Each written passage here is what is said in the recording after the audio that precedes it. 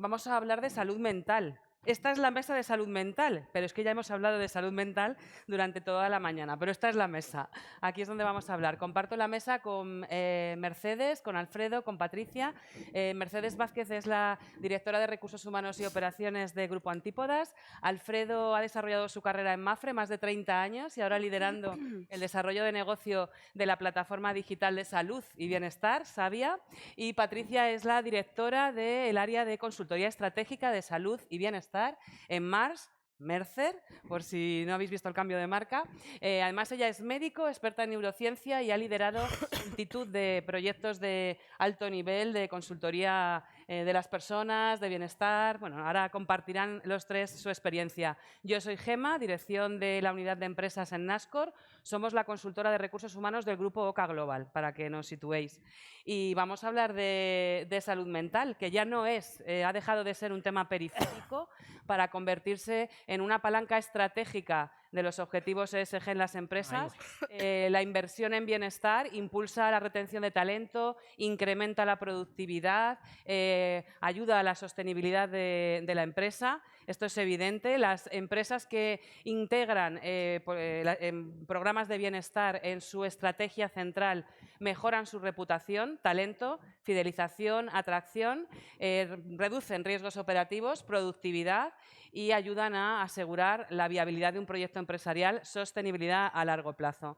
Lo estamos viendo en la gestión de las personas porque las empresas integran programas de bienestar en su estrategia de marca empleadora para atraer talento, implementan modelos de liderazgo que alimentan en la cultura del cuidado, ese liderazgo humanista, ese liderazgo cercano, empático, que está muy cerca del equipo para detectar problemas de cara a bajar o a prever rotación. Es importante. En cuanto a productividad, podemos reducir riesgos operativos si estamos alimentando esa cultura del cuidado, que me encanta el término, para bajar las bajas por estrés y ansiedad, absentismo, que hemos hablado un montón de esto, es un dolor enorme de las empresas, y también estamos viendo cómo afecta o cómo impacta en sostenibilidad y en ESG, porque los grupos de riesgo, los grupos inversores cada vez más incorporan el bienestar de la plantilla como un KPI imprescindible para medir la viabilidad corporativa. Entonces, está claro y creo firmemente que todo esto no lo podemos dejar de lado, pero vamos a pensar en un mundo, espero que distópico, en el que una empresa obviara, ignorara durante 2 años una situación de estrés generalizada en su plantilla. ¿Cómo creéis que impactaría esto? Y empezamos ya con las preguntas, que hay que recuperar tiempo en vuelo, me han pedido.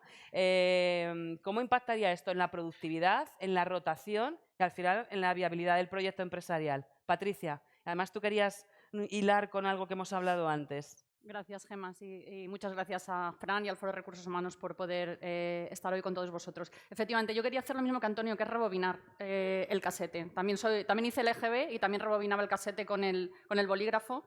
Y me gustaría retomar de la última mesa un par de reflexiones importantes. Una, no sé si tenemos un problema país o un país con problemas, pero tenemos un problema.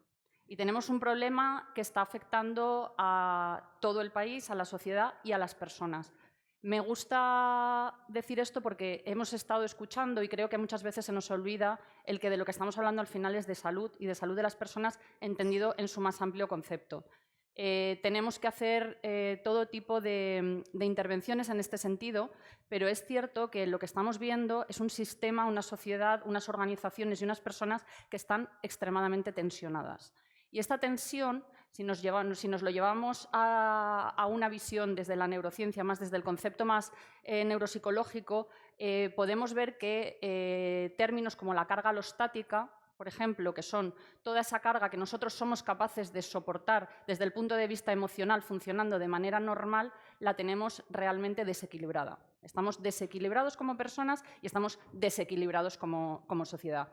Esto está generando finalmente el que veamos o visualicemos cosas como, por ejemplo, es el absentismo. Para mí el absentismo es el síntoma de lo que está ocurriendo. Y, por lo tanto, como síntoma, tenemos que, efectivamente, entenderlo perfectamente. Ahí me he sentido aludida, Carlos, cuando has dicho hay médicos en la sala.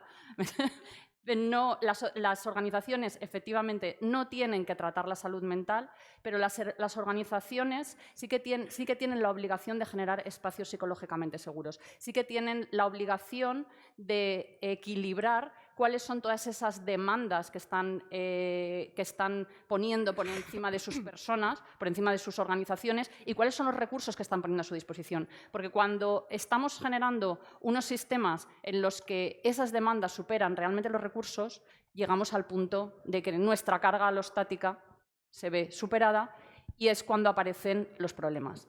¿Qué ocurre si no intervenimos? Y enlazo ya con la primera pregunta, Gemma. Cuando no intervenimos, pues estamos acumulando.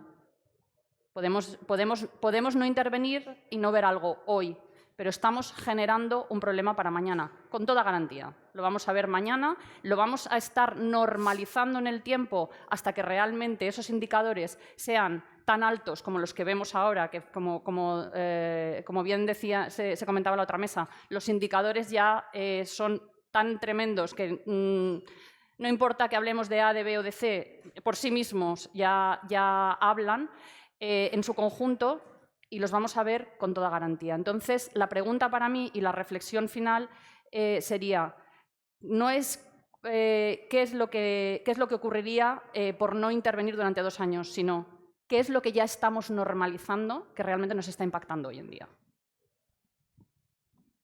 Alfredo, ¿tú qué piensas? Gemma. ¿Qué impacto puede tener en productividad, en rotación? Primero, dar las gracias a todas las personas que nos han venido a escuchar.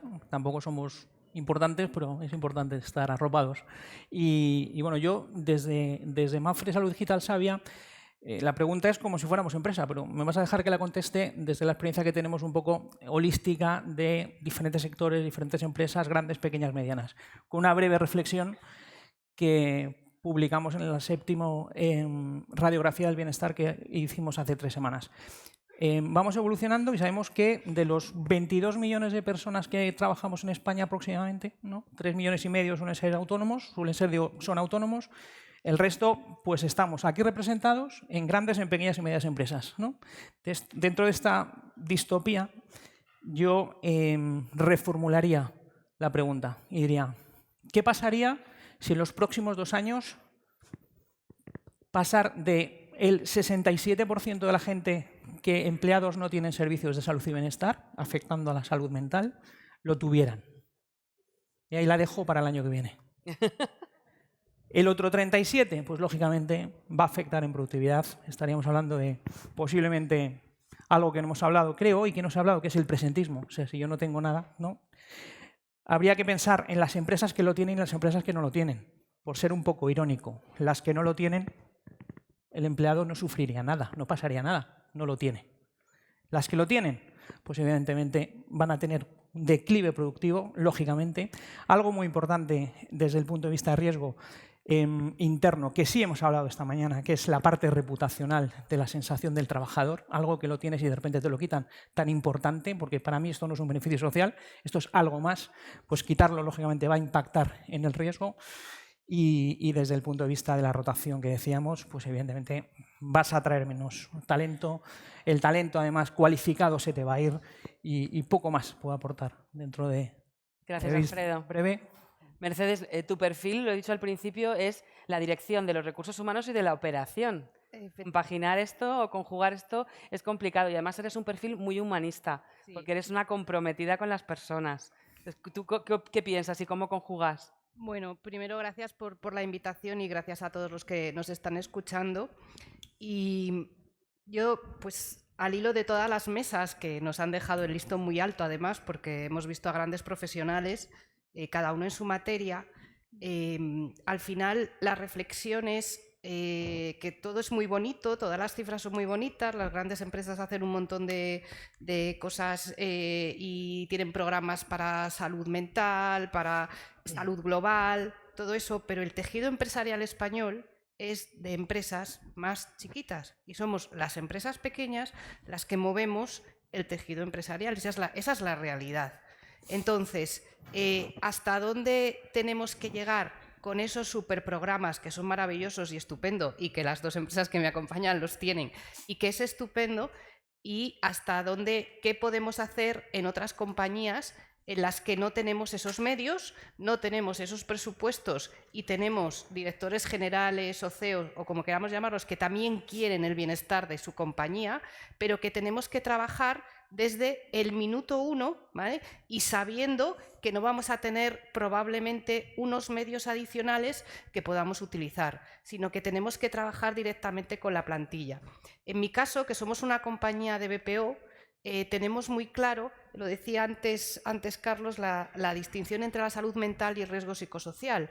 Nosotros tenemos análisis de riesgos psicosociales porque en una compañía de BPO y de soporte técnico, sobre todo, pues tienes un montón de clientes que te van a poner la cabeza, y perdonadme la expresión, como un bombo, y que tú vas a dejar esa llamada y después vas a tener que decir y reflexionar sobre esa llamada y que esa llamada a ti no te afecte. Entonces tú, con los medios que tienes que trabajar con la plantilla para que pueda no afectarles esa llamada, que se sientan cómodos, que se sientan a gusto y que estén bien.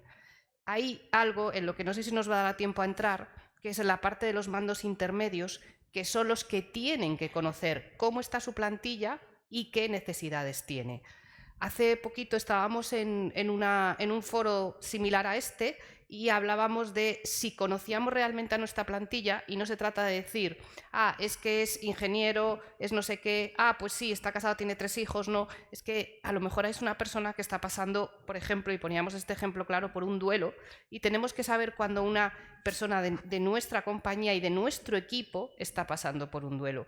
Por eso pienso que en las compañías más pequeñas y con menos medios, y en todas en general, el mando intermedio es clave, pero tenemos que volcarnos en conocer a nuestra plantilla.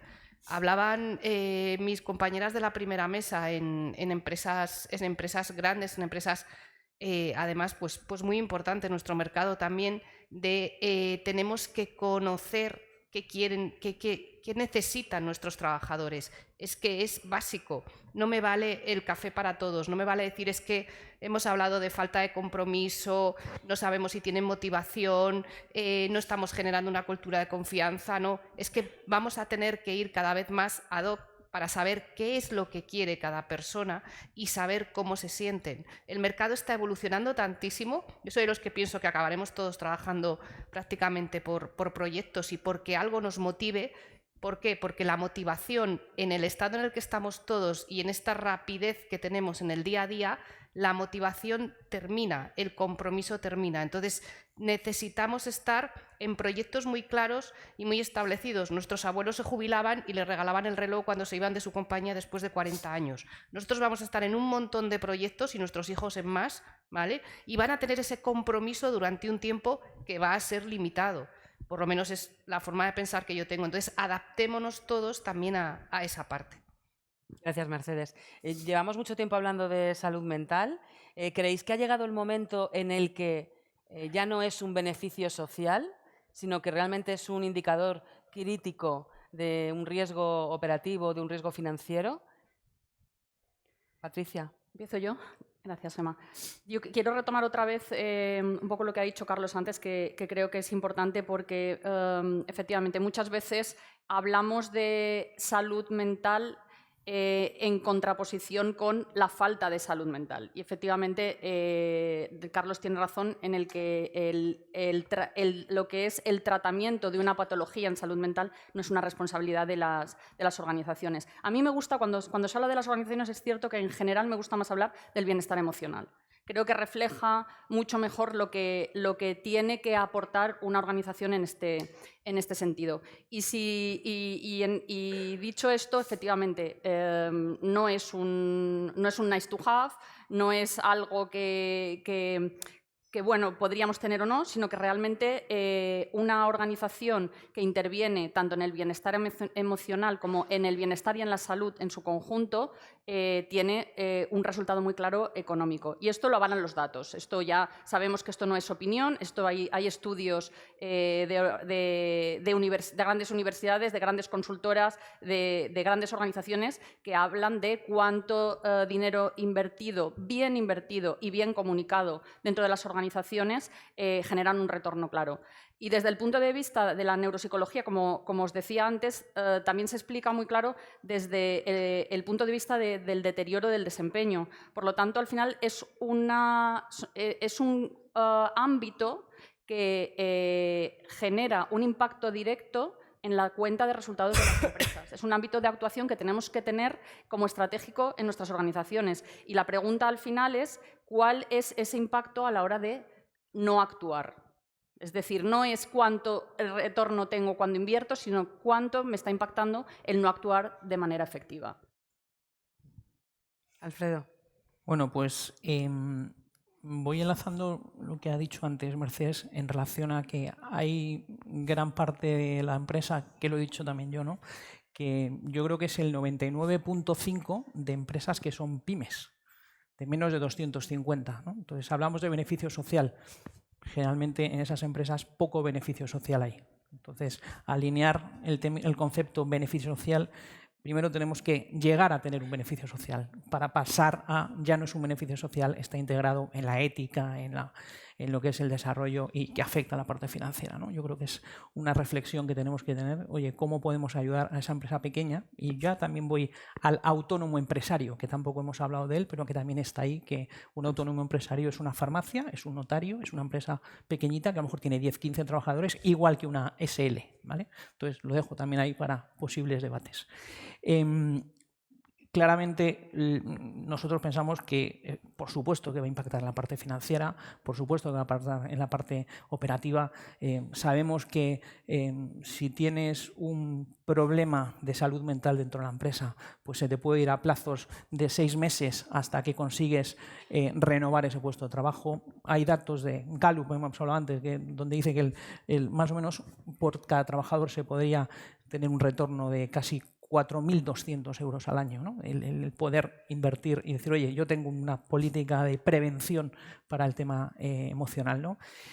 Al final, un poco lo que buscamos y desde Savia es ver desde ese punto de vista holístico, no solamente ver un beneficio social. Cuando hablamos con departamentos, con grandes empresas o pequeñas empresas, hablamos de escuchar, hablamos de decir, oye, escucha, que no seas tú el que plantea si lo bueno es tener, no lo sé, una aportación a plan de pensiones, un cheque restaurante, un cheque a guardería, si eso es un commodity ya dentro de una empresa, ¿no? Al final tenemos que ir buscando y estamos, bueno, no lo voy a decir muy alto, ¿no? Aquí en esta empresa, que aquí estamos aquí, un día hablando con una responsable en una mesa, me decía, nosotros hemos implantado hace un año el seguro de mascotas.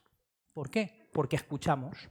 Porque los trabajadores, cuando tienes una población media de 28 o 32 años, ¿para qué quiere, si no tienen niños, una canastilla? Digo canastilla porque Mapfre nos dan una canastilla. Yo lo apreciaría, si lo que quieres es ese impacto de acompañamiento, ya lo tienes. Pero quiero otro impacto, que es impacto de, ostras, realmente lo utilizo. O sea, a mí la canastilla ya tengo 7 bodies. Dame una ayuda, por ejemplo, a dormir bien.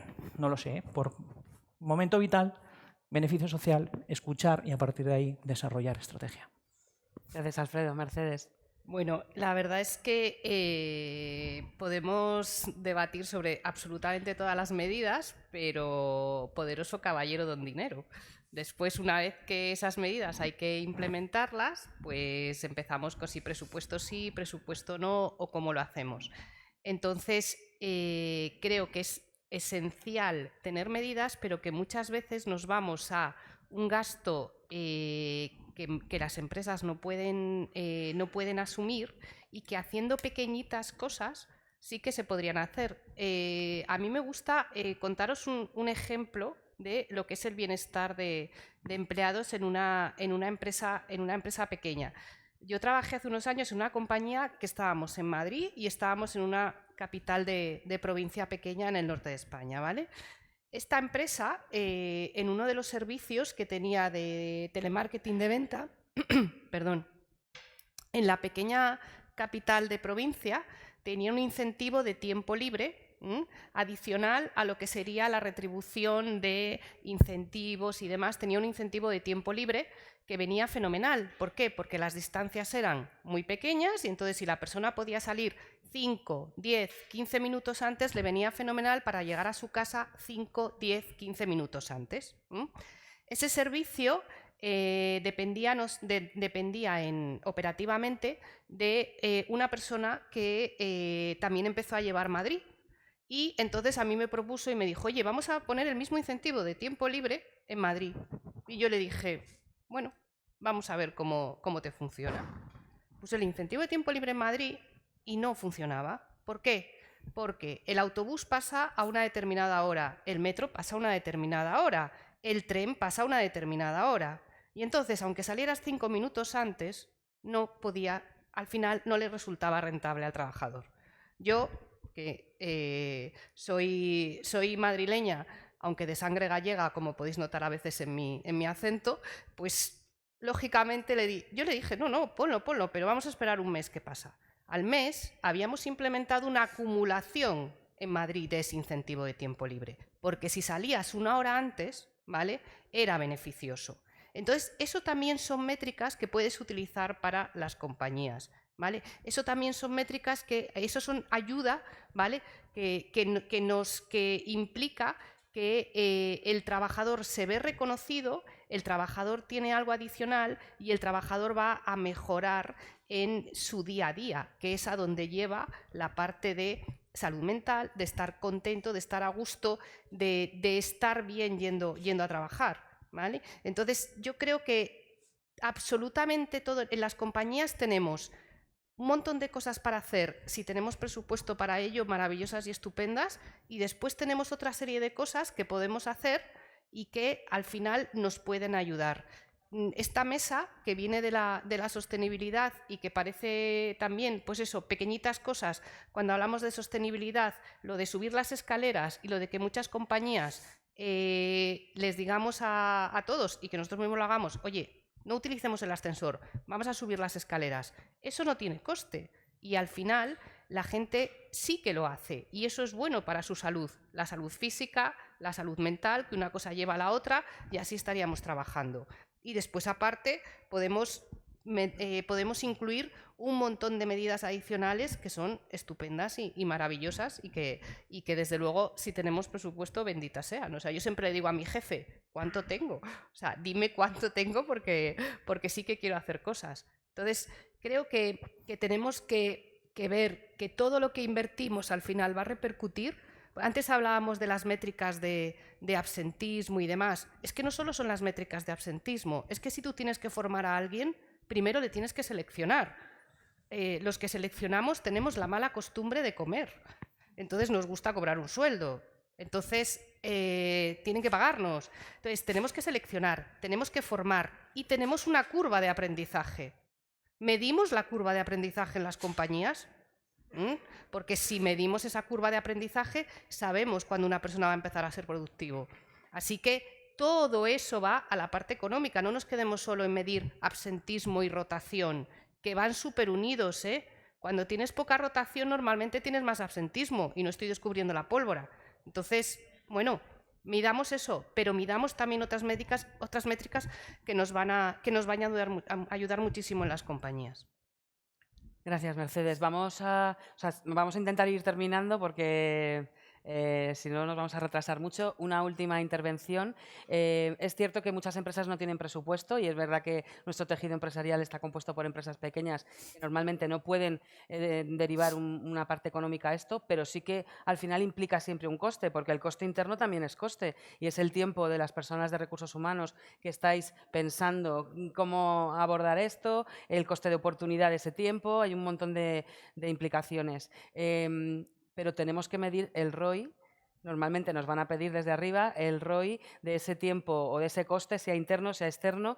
¿Qué argumentos nos podéis dar para inspirarnos a la hora de defender ante un comité de dirección o ante un CEO que invertir en bienestar y en salud mental nos ayuda en el crecimiento a largo plazo normalmente del proyecto? Venga, Patricia, si quieres, estamos todo el tiempo empezando contigo. Pues, bueno, lo que está claro, y todos sabemos también, porque la evidencia científica lo avala, es que intervenciones en salud, cuando hablamos de salud en su más amplio sentido, no tienen el retorno hoy, sino que tienen el retorno mañana. Nos hemos convertido en una sociedad muy impaciente y nos gusta obtener los resultados o los retornos de nuestras inversiones casi inmediatamente. Cuando nosotros hablamos de salud, evidentemente, yo no voy a ver ni siquiera en mi año fiscal cuánto dinero he recuperado de eso que yo he invertido, suponiendo que lo que yo estoy invirtiendo lo estoy invirtiendo de manera correcta, para paliar los riesgos que quiero paliar, etcétera, etcétera. Sin embargo, sí que hay una variable muy clara que es de corto plazo, y ya la he mencionado antes, y es que si yo miro hoy en día cuánto me está costando no intervenir de manera eficiente, yo ya tengo un costo impactado en mi cuenta de resultados. Por lo tanto, de cara al comité de dirección, el mensaje no es cuánto voy a recuperar mañana de lo que yo invierta hoy, sino cuánto me está costando hoy no empezar a trabajar en obtener un retorno. Pues mira, nosotros pensamos que desde el punto de vista de argumento a un comité de dirección, lo primero que hay que ir es con datos, ¿no? Al final, manejar datos de lo que pasa en la empresa, desde el punto de vista de lo que quieres implantar y desde el punto de vista de lo que hemos hablado antes, ¿no? Escuchar a la empresa, escuchar al empleado de lo que quieren y a partir de ahí pues machear una cosa con la otra, ¿no? Para nosotros es fundamental. De hecho, conto un ejemplo la semana pasada con una gran empresa que estamos dando servicios de psicología y somos los terceros que vamos a estar en la empresa. Y uno de los problemas eran los datos. Datos que a lo mejor tienen que ser ahora. Yo quiero saber qué nivel de dato tengo de experiencia de uso. Evidentemente anonimizado todo, por supuesto, ¿vale? Pero en ese dato, al final nosotros lo que vemos es que va a haber también acompañamiento. No solamente vamos a lanzar un servicio, vamos a lanzar X, Y o Z con Wellhub, con Savia, con el que sea, ¿no? Tiene que estar integrado en la plantilla el partner, mi acompañamiento desde el punto de vista de desarrollar lo que queremos en la empresa. Decía Patricia, esto no es a corto plazo, por supuesto que no es a corto plazo, esto es a medio plazo, pero sí se puede ver en muy corto plazo lo que el trabajador quiere si lo estás consiguiendo. Y tenemos muestras empíricas, y además son públicas porque están hechas en los últimos informes, donde en 6-7 meses tú puedes saber si esa experiencia de uso que está teniendo el trabajador va acorde con lo que te está diciendo y va acorde con la filosofía de rotación, absentismo, engagement que quiere la empresa. Entonces, yo creo que ahí va. Nosotros siempre decimos que esto es un tema de CES, es un tema de compromiso de empresa, es un compromiso de dirección. Tiene que estar comprometida para querer desarrollar esto. Tiene que ser un tema de comunicación, por supuesto, si no comunicas aquí no llegas. Tiene que ser un tema de confianza por el trabajador, que esto sí lo hemos hablado antes. Y al final todo se resume en un tema de cultura. Si al final todo confluye, generas una cultura en la empresa que va a ser más fácil avanzar en el medio y largo plazo y mover la aguja, como dice nuestro CEO. Te dejo la responsabilidad de cerrar ya con tu intervención la mesa. Mercedes. Qué miedo. No, la verdad es que estoy completamente de acuerdo con vosotros y lo que he dicho antes, o sea, me remito a mi intervención anterior, o sea, los datos están, los datos los podemos tener. Está claro que tenemos los datos del día a día, pero también después tenemos los datos que nos vienen de atrás, ¿vale? Como os digo, si empezamos por la rotación y el absentismo, pero después también empezamos por temas formativos, de selección, de formación, la curva de aprendizaje, en esa rotación también deberíamos medir cuánto tiempo lleva el trabajador con nosotros y también hacerlo por parámetros que nos hacen saber si al final nuestra plantilla va a tener una antigüedad de 2, de 4, de 6 o de 8, si ha sido un momento puntual el de esa rotación. En el absentismo nos pasa lo mismo, lo hablábamos en la mesa anterior, esa reincidencia.